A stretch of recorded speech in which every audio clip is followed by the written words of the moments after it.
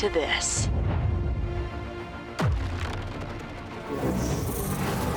Make or break. Vitality will take them! A new era is awaiting. What was that? Make it yours. Welcome back to Worlds 2021, taking place in Reykjavik, Iceland. We've arrived at our last quarterfinal between Gen G and Cloud9, and the North American third seed is looking to repeat their run from 2018 and make it all the way to the semifinals, perhaps further. Who knows? They face a tough challenge from Gen G, however, who could become the third team from the LCK to make it to the next round. As we see the teams loading into the arena only moments ago, I am Dash, joined by Freak, Azael, and Chronicler. I mean, what a veritable who's who of caster aristocracy, to use a line that I used in the Invitational back in 2015. A bunch of North American reps, and I feel like we need this many to counterbalance the dominance that has been the LCK and the size of Chronicler's head. Very much pulling off the Disney villain, look, I think very well, my friend. He's trapped in a box. Someone get him out of there. You guys are lucky. You guys are lucky I can't come over there. That's exactly it. That's why we got to keep them contained. We got to keep that LCK dominance contained. And speaking of yesterday, the most dominant performance out of the LCK so far in Damwon, continuing their undefeated run here at Worlds 2021, Freak. Yeah, I mean, what can I say? They are undefeated. There's only been one team who's made it to the finals undefeated. They won Worlds, dropping a single game in the process. They're going to play that team in semis. It's going to be hype. Yes, Damwon are absurd, right? Even though they lost the MSI final, hey, the team that beat them, they've been knocked out. Who's left to stop them? Maybe no one. Damwon look incredible from top to bottom. And it was actually closer than the series score indicates. Mad Lions did have their opportunities. Game 2, they had a massive advantage. Game 3, the scaling started to kick in. It looked like they had some chances there too.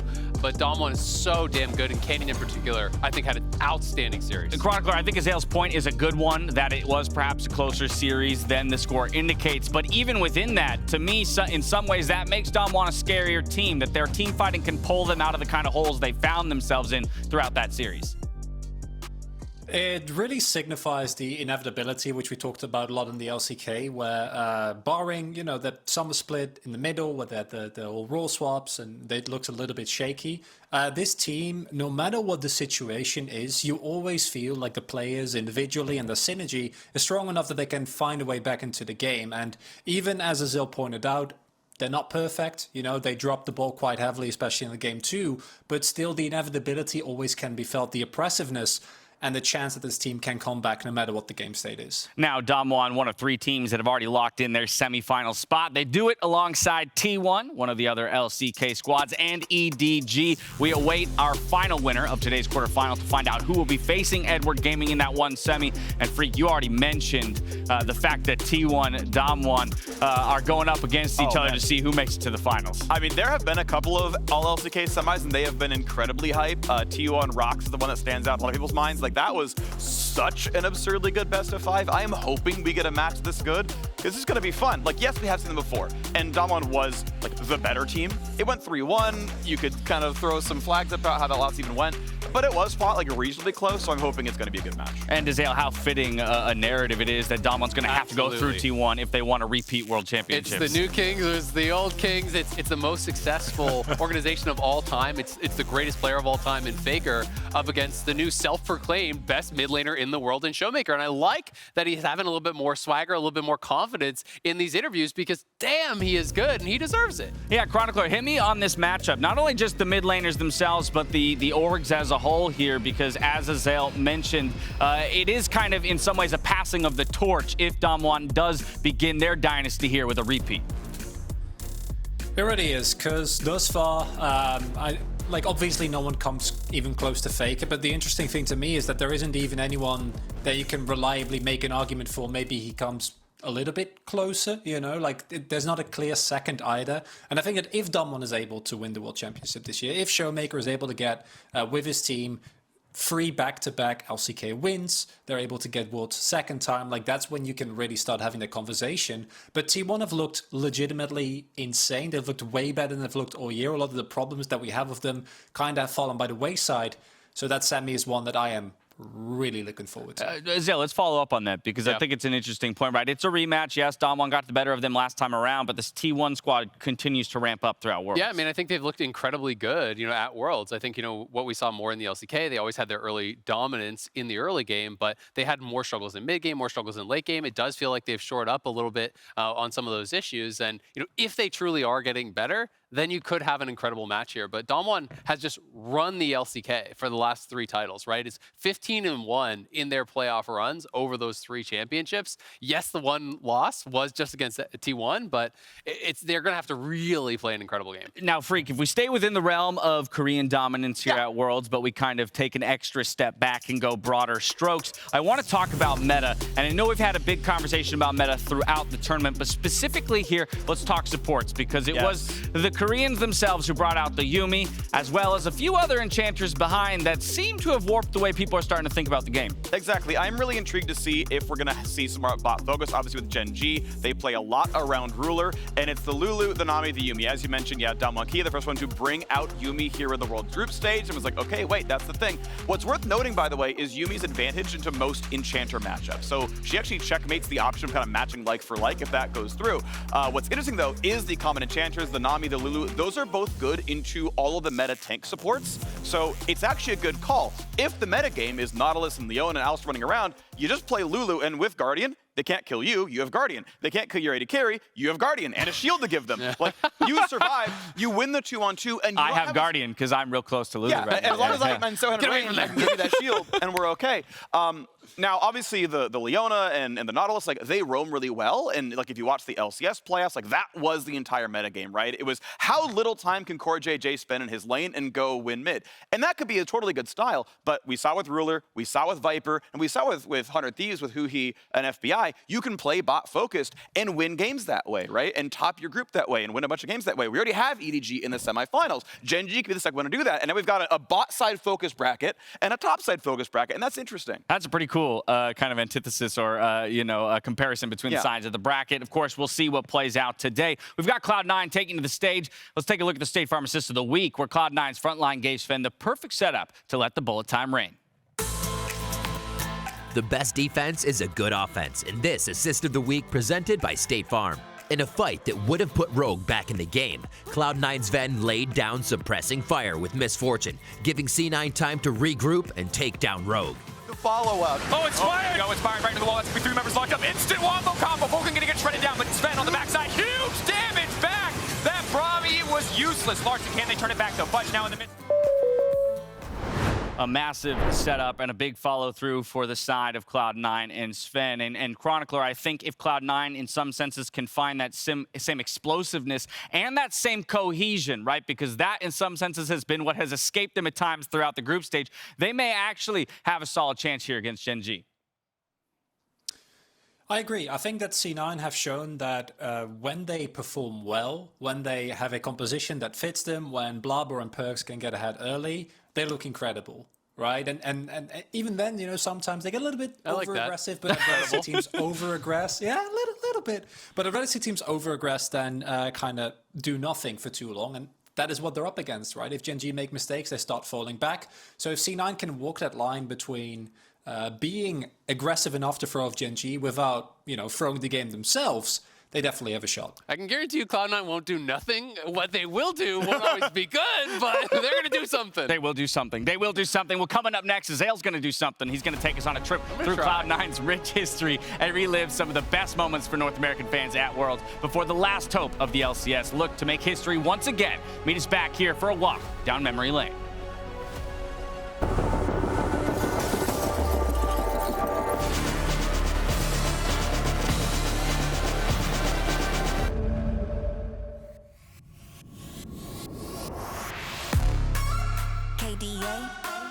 Should we show them how we do it every day?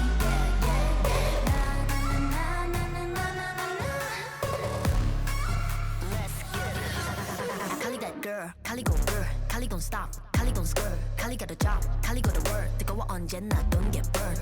넘쳐 흘러물 than a buffet, 죽여주잖아 like a buffet. 누가 감히 on my outfit, 그 문 열지 마 that's a rock day. 당겨봐 you more cause I'm greater than 필요 없는 시험들 다 뿐이미 But all of my numbers are talking back 부르마 on message monopoly 눈종이도 니 number money 필요 없대 너네들이 만든 돈들 go get it go get it go get it 더 미션 눈을 못 떼 못해 그래 너도 get it cause I got it different All I'll ever know is life upon the throne 시작하면 끝을 보는 거야 You want more No I got it so deep though You look like you could use some more No I got it never running low Yeah I got more than enough and it up and away You know I got it like boom boom blow your mind Never giving less and it's how it'll stay You know I got it like all day all the time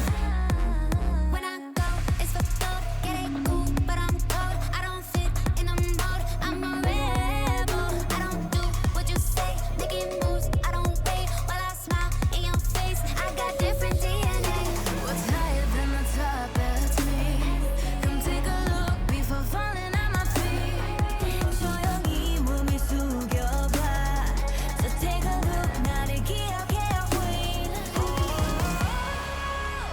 All I'll ever know is life upon the throne 시작하면 끝을 보는 거야 You want more No I got it so deep though You look like you could use some more No I got it never running low Yeah I got more than enough and it up and away You know I got it like boom boom blow your mind Never giving less and it's how it'll stay You know I got it like all day all the time Way out 感觉犹如海浪的味道不断往前 oh you never way down This is how I do it every day Wow wow 这一路上的奇迹都记住了你的每一个瞬间无比的耀眼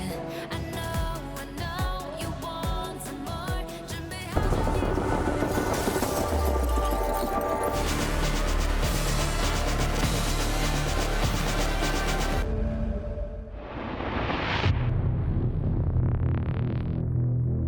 Cloud9 is still here because we don't give up, and no matter what situation we're put in.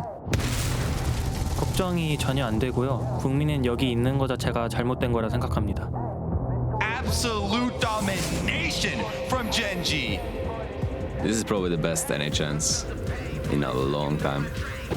I can hear every NA fan sweating. Think I would back down? How could you think I would back down? How could you think I would back down? How could you think I would back down? Been through the rain for this. I never changed for this. Gen G's weakness is their mid game. They don't really seem to know what's happening or what they should do. C9의 최대 약점은 뒷심이라고 생각해요. We just play the best when it actually matters. Perkz is still alive. Chimpy dies, and Perkz starts to rampage through Rogue. I'm good at getting into my opponent's head. 숙제에 대해서 생각해 본 적도 없고요. 저한테 위협이 된다고 생각도 안 합니다. BDD needs to find someone to kill. He's gonna get one, and that's it. So I was praying for this I'm heading back to the finals. 그들이 원래 속해 있는 곳으로 공항으로 보내버리겠습니다.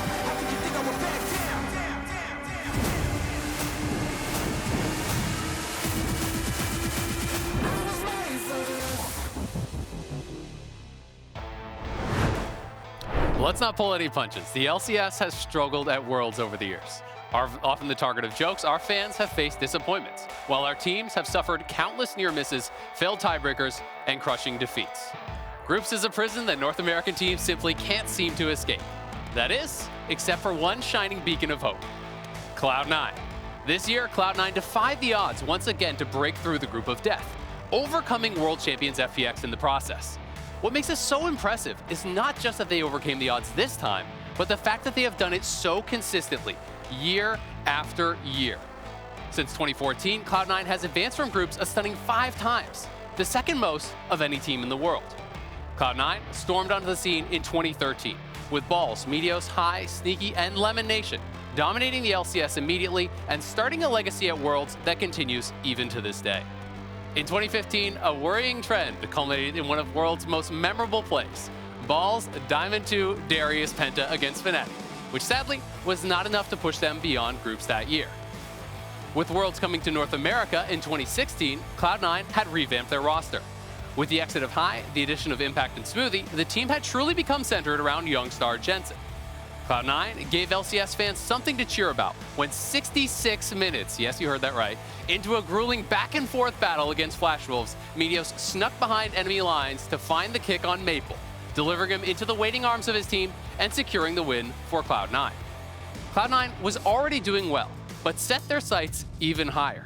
And it was in 2018 that they met those goals with the addition of Licorice, Svenskeren, and Zeyzal. That year, they sent Gen G packing, making them the first Korean team to miss quarters at Worlds since 2013. Even that was not enough for Cloud9, as they once again made history by becoming the first ever LCS team to defeat the LCK in a best-of-5, taking down the Afrika Freaks 3-0 and advancing to the semifinals. In 2021, Cloud9 has once again rebuilt their roster, shocking the world by picking up the most successful Western player of all time, Perkz. Reunited with Sven and Mithy, and flanked by rising young stars in Fudge, Blabber, and Vulcan, Cloud9 have built an exceptionally talented squad capable of toppling giants. A monumental challenge stands them before today. Gen G, led by superstars BDD and Ruler. The safe money may be on Gen G, but don't be so quick to give up hope, because as a wise man once said, the faithful shall be rewarded. And amen. Amen to that. Who is that wise man? I don't know. Some washed-up LCS caster. Yeah, he's okay. The Prophet Muhammad. Okay. Yeah, I might see him later. Yeah, we just might. I tell you this much, I've got faith, I've got hope, and hopefully it will be rewarded today. But I think the question then becomes, as Azael has walked us through that history of Cloud9 Freak, how you feel about this roster. How does it stack up with such great investment towards international success to what they've put up on this stage in the past? I mean, it makes them fairly high variance because if you look at Blabber, everyone has heard the Crabber memes, but his ceiling is absurdly high. You look at Perkz, again, greatest Western player of all time. I agree, like, he's reached such high highs, but he's had the 0-7-0 Renekton games in the LCS as well. Like, the lows are really down there. That said, Cloud9 seem to have a clutch gene. They are 8-3 in best-of-5 so far this year. Every time they lose a best-of-5, they then win 3 straight. That's a lot of best-of-5s. Yeah. Lock-in tournament, spring playoffs, summer playoffs. Every time they lose a best-of-5, they go to win straight, or they win 3 straight. Right now, you know what they lost? The last BO5 they played in the summer split playoffs. Okay. They're on 1 BO5 so far. They 3-0'd DFM. They got 2 more to go on that streak. Hey, that's what I like. That's what I like to hear. I was a little worried because I was like, wait. Yeah. If they lose this one, they go home, Freak. There's no 3 more to go. But I'm glad you brought it back in with the one from Summer Finals. I want to loop Chronicler, though, into this conversation about Cloud9 just for a little bit of the international perspective. As somebody who sat on the outside in the offseason and saw this acquisition made and saw the statements made by Cloud9 in terms of the goals and ultimately for them to have fallen short in those goals at MSI in terms of showing up on the international stage. What has been your perspective in watching their growth throughout the last year? First and foremost, I personally appreciate Cloud9 because they are very outspoken, and that can only work well. Either it pays off for them, or it's, we can all have a giggle at it not actually working out. The main thing for me that, if I look at Cloud9's performance this year, is that I don't think that the MSI performance was as bad as it looked on paper. Obviously, going down with a score like that is never going to be good. But I don't think it was really indicative, which is kind of bolstered by how they've performed at Worlds thus far. And I do think, as pointed out, that they have really high highs. I also think that lows have been, even within the same game, pretty extreme, and I don't know if that's good enough against Gen G. All right, well, we'll have to see if Cloud9 can bring it all out, pull out all the stops here today. But I'm going to come right back to you, Chronicler, on Gen G's storyline, because as Azael also mentioned, the first of the LCK teams to have missed a quarterfinal a few years ago is sort of on a path to redemption here. Yeah, Gen G are a really interesting team in LCK context as well, because even within the LCK, they are known for kind of showing really good performance in the regular split, and then when we get to best of 5s, when we get to high pressure situations, it just falls apart, right? You can go from BDD in the spring semifinals just looking like the best mid laner in the entire region, completely taking the game in his hands multiple games in a row, and then in finals the team kind of looked defeated. And I think that for Gen G, they are fighting themselves as much as C9 in that they are looking to actually maintain the form that we know that individually these players are capable of. Well, this is where, Freak, I return to you as we've kind of got the team storyline set out there on the table, and now we start to hone in on individual matchups. We had that support-focused discussion when it came to the meta. Previously, you mentioned the fact that Gen G likes to play around that bot lane, but let's talk support specifically. Right, so you can see the shared champion pool, right? Life obviously has brought out the Lulu, Vulcan has another tank support in there. One thing I'm not showing here is the number of plays. Like, oh, well, they both play Leona, they both play Yuumi. What's the big deal, Freak? 4 Leona games for Vulcan. That's like almost his entire champ pool, just the tanks. He's got that one Yuumi. Meanwhile, you look over on Life's side, it's 2 Yuumi and a Lulu, which means half his games are on Enchanters. 3 out of 8, close enough to half. And Vulcan is pretty much purely a frontline tank player. And so this is the difference in style, right? This is really the difference. Now, I will say, most tanks actually work well into Yuumi, but you have to play around bot lane to do that. Like, Yuumi is a scaling support who, like, survives all lanes against Enchanters. If you can bully that lane, like if it's not an Ezreal, get out of jail free card, you can then punish that lane and make the play. But that means if Yumi's in, C9 has to go bot. Counterpoint. You just don't lane and you go elsewhere and you try to destroy the rest of the map, right? You know, and that's more what Cloud9 has gone towards. You know, they're happy to put Sven in a 1v2 or in a 1v1 situation, and they're going to say, okay, we're going to go 3 top, we're going to go 3 mid. If your Yuumi is going to sit bot, your mid laner is going to die, and then your top laner is going to die, and then we're going to take Herald. And that's been more the side of the coin that Cloud9 have gone for. And of course, it does really leave you with the question, okay, well, who's going to get more out of that? Will Cloud9 be okay leaving Sven on an island against Ruler and getting punished? Because if he's 3, 4, 5,000 gold behind, well, you're probably not going to get that much on the other side of the map. You can very much see that, too, in the 80 carry statistics, just in terms of the gold differentials at 15, much more in the pocket of Ruler than typically Sven. But again, as noted, that's not usually been C9's playstyle or necessary recipe for success, is indexing into the bot lane. So, Chronicler, we have an interesting stylistic matchup between these two squads, where for Cloud9, much more of their success has come from the top lane. But on the other side, you've got Gen G, who has shown the willingness to jump between 2 very different top laners. And so I want to get your opinion on Gen G's approach, as it is Rascal starting today. I think that's the right call, especially initially in a best of 5. I've been very outspoken about my appreciation for Birdle, what he means for the team, but as we have already seen, he is also a point of weakness, right? He was incredibly exposed in the game against Ale, where he was Flame Horizon at 15 minutes, I think. It was a gruesome sight. And I think that Rascal, individually, still an incredible player. It's more about what the playstyle of Gen G is as a whole, where I think I'd give a slight edge to Birdle, but I don't think that initially the risk is worth it. Maybe if you're down, maybe if you need to go for a Hail Mary, that's when you sub in Birdle, but Rascal individually has had incredible lanes within the LCK, very known for repeatedly fighting solo kills against opponents the moment they let the guard down. So I am happy that they stop with Rascal here. I think Birdle, it's high risk, but also decent to high reward, and I don't think you really need to go for that. Just see how it feels in that first game of the best of 5. Yeah, for game 1, I agree. I think the point about high risk is exactly what I feel here. Gen G have literally never, in this roster's history across 2 years, punched above their weight in best of 5s. They have never ended the LCK higher in playoffs than the regular season. When the going gets tough, they're 3 and 6 in best of 5s in this roster. They have not stepped up. So if Cloud9 shows that they are the better team, if they do come out swinging, they need to go for a risk, put in Birdle, and shake things up fast. So really the question becomes, where would Cloud9 rank in the LCK? We won't know until after this quarterfinal series is over. But for more on our quarterfinal, let's go ahead and check in with Shox and Mithy on the ground in Iceland. Thank you very much. I'm here with Mithy ahead of the huge clash of Cloud9 versus Gen G. First off, Mithy, it's been a while, 9 days since you guys made that heroic run through Group A. How do you make sure to kind of harvest all the energy and all the good vibes from that, as well as the focus for such a long time coming into this best of 5? Well, I mean, Worlds is usually always a marathon, so we just try to not burn out too much, you know, try to take some days off and just do things outside the game too. So yeah, it's just a little bit of finding the right balance. Yeah, I understand. In terms of kind of the meta read, I heard that a lot of teams coming in were a bit taken off guard by things like the Graves priority as well as the Yuumi.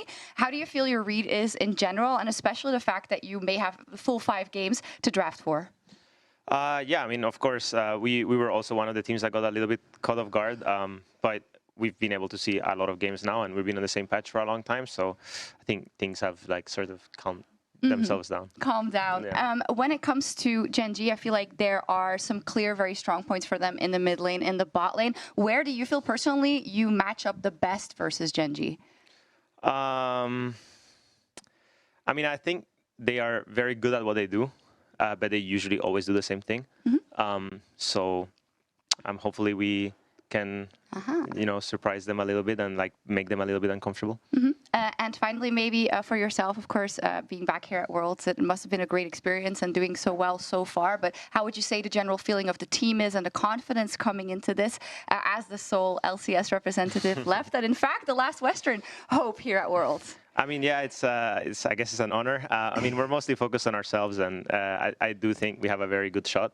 And I think, yeah, so we're just mostly just thinking of ourselves and what we have to do to like continue in the tournament. And I mean, it's great that we're the last team, but it's also sad in the same way. So it's like a bittersweet thing. Yeah, I mean, I don't really know how to answer that. No, it's fine. Yeah. I get the vibes, of course, and I'm sure it'll be a great performance today. Looking forward to it. Thank you so much, Mithy. I'll let you get back to your team, and we're going to throw it over to the featured matchup presented by Mercedes-Benz, BDD versus Perkz.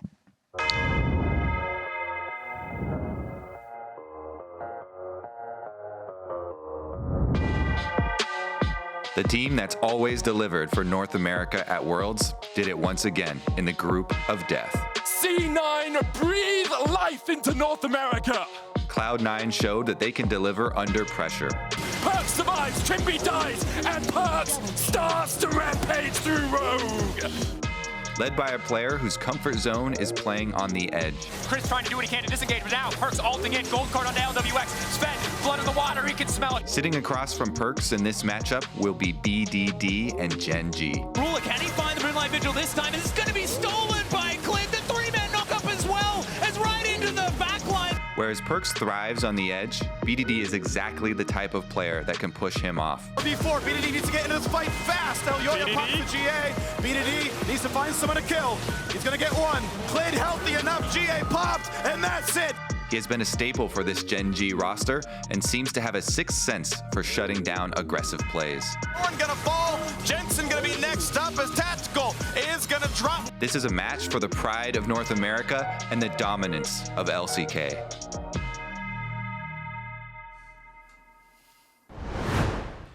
Spotlight today falls on the mid lane, where the two stars of their teams will battle for control of the lane kingdom. In our featured matchup presented by Mercedes-Benz, BDD versus Perkz. And Azael, let's start on the side of BDD. What an incredible group stage performance he put up. I mean, even in the losses, this man was running a 1v9. He was playing incredible. Unfortunately, he played a little bit too well against one of our North American representatives. Damn you! Made his sleep bubbles look like they were point and click. I mean, he was just really playing an incredible group stage. And I think it's pretty frightening coming into the quarterfinals against him, because if he's on that level, it's so hard to bet against him. I mean, Chronicler, in a group that was so close, he really did feel like the difference maker time and time again for this Gen G squad, and even getting them to this point. I don't think there's ever been a question that BDD has been within the top 4 mids of the LCK. And amidst Chovy, FLICKR, and Showmaker, it's really easy to kind of lose track of him. And the main reason for that, in my opinion, is because he's not able to always play to that level in high-pressure situations. But when BDD looks good, he looks like he can match anyone in the world. And Freak, while we laud BDD for his performance in the group stage and in a number of ways his consistency in showing top performances, even if the team was losing, you look over to the side of Perkz, perhaps just as integral to the team's success, but as we've mentioned before, maybe a little more volatile. He is a little more volatile, and his champ pool is like almost double across the summer season overall, which is going to count Worlds. Perkz has, I want to say, 20 champions played, and BDD has 14. Like 50% more, right? Like Perkz has a lot going on, and BDD's pool is I mean, not only more narrow, but it's very focused on just several champions, right? Like he's played a ton of Azir and Zoe here at this tournament. And that means if Perkz has an Ocean, that means he can find the counter picks and kind of wait for those matchups. And I imagine mid counter pick to be a very big part of this match. I mean, that's kind of what Mithy was hinting at a little bit. You know, Shox asked about, well, where's their biggest advantage? He said, well, they play really well, but they always play the same way. And that allows you to prepare these picks. That allows you to prepare strategies to hopefully take advantage. Reading between the lines there, I like it. Now it's time for predictions. The last quarterfinal here at Worlds 2021. If you missed out on voting today, make sure you check out @MasterCard Nexus on Twitter to cast your vote for next week's series. But for now, Gen G versus Cloud9. It's 56% rather votes towards Cloud9. Take it, leave it. Much more fairly voted than I think yesterday's matchup. Where, what are you talking about? No Flame the Mad Lions, they're very good, but like Damaki were clearly the heavy favorites here. This is about a 50-50, so I side there. All right, fair enough. Let's jump right into analyst predictions though as well, because I want to find out if you all agree. Freak, you're first on the graphic, so you get to go first here. Cool. I'm a play-by-play by trade, so history is all my analysis points. Gen G are winless in international best of fives on this roster. 3-0 Cloud9. 3-0 Okay. Cloud9. They don't stand a chance for the LCK squad. Azael? I'm going to be honest. I could honestly see it being 3-0 one way or the other. Yeah. We got this drop. People like, Cloud9 to finals. I'm like, or maybe Cloud9 3 quarters. I still, though, if you don't have faith, why are you even here? I'm going Cloud9. I'm putting it closer than the Freak, though, 3-2. All right. Well, I also have the faith, Chronicler. I have you here for a reason, and that's to bring some reason onto the analyst desk. So help me out. Where do you fall in this prediction? I do it with a slight tremble, but I am, of course, going to side with Gen G. I think that even though Gen G have faltered at times, that really doesn't kick in until semis at the earliest. You know, this is not semis yet. And individually, I think these players are incredible. Ruler in particular has looked completely revitalized. 3-1 Gen G. All right, well, I've been handed a grab bag of predictions everywhere from 3-0 to 3-2 and teams winning on either side. So really, it's anyone's game. The final team for the semifinals will be decided today as it's do or die for Gen G and Cloud9. Dracos, Kadril, Kobe, take it away.